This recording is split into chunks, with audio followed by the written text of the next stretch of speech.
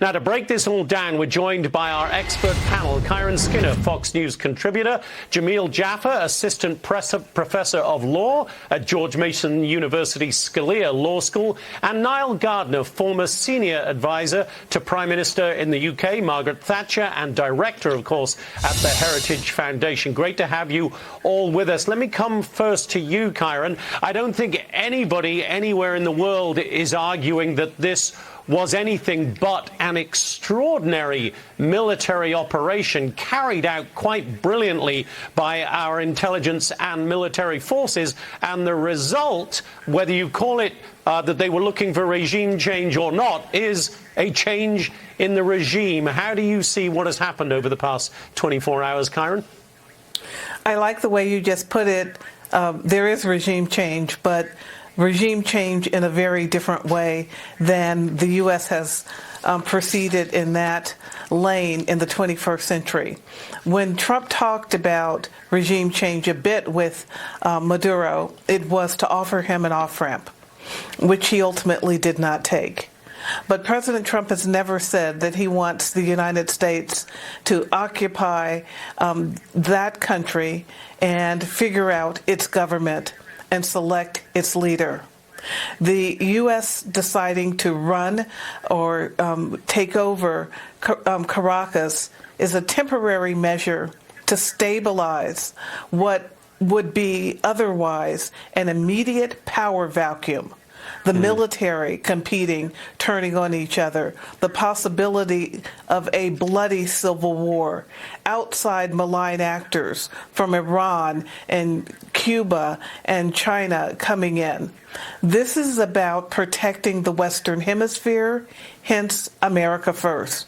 The U.S. is part of that hemisphere. It's very specific what he's attempting to do now, and it's different than nation building in Vietnam, nation building in Iraq and Afghanistan and other places that the U.S. has failed to make a political difference. Let me bring in Jamil here. Jamil, as a professor of law, how do you see the legality of this operation, and what do you see coming next?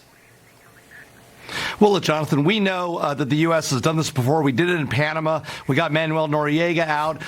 This is not an unusual thing. In that scenario, the U.S. cited self-defense. The same rationale here. The claim is that Venezuela and its leadership presents an immediate threat to the United States, or its ostensible leadership. Obviously, Maduro is not the actual president of Venezuela. He's a fugitive from U.S. justice, and we brought him to U.S. justice now in the Southern District of New York. So, look, in the long run, though, the question is who's going to replace him? And we have a person. Maria Corina Machado was the candidate for president. They pushed her out. There was another candidate that actually won when Maduro kept power. That's the person who should come back. This idea, though, of the U.S. running it and taking the oil supplies and selling oil to other countries, it doesn't make a lot of sense, because how are we going to carry that out? We don't have any forces on the ground. We don't want to put forces on the ground. So the reality is we got to get a Venezuelan leader in there, let them take leadership, and make sure they do the things the U.S. wants in our region. I agree that we should ensure that we have the Western Hemisphere secured, but going in and taking over for Caracas, even for a temporary period of time, doesn't make a whole lot of sense, and we can't even pull it off.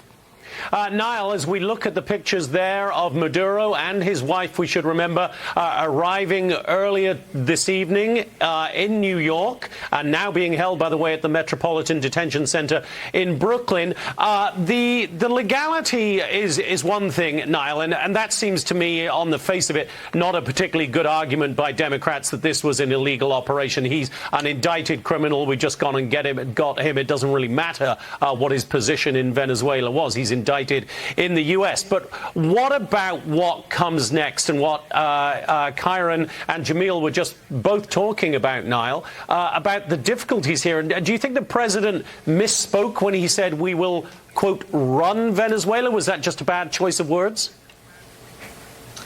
Well, great to see you, Jonathan.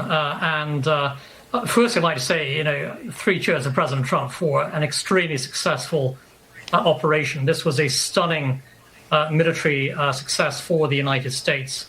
There's no doubt about it, actually. And I think that this is a demonstration of American power and leadership on the world stage.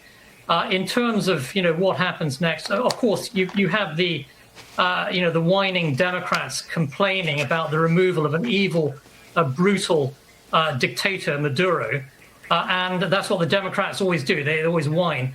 And at the same time, you have a lot of complaining from the European Union, from the United Nations, etc.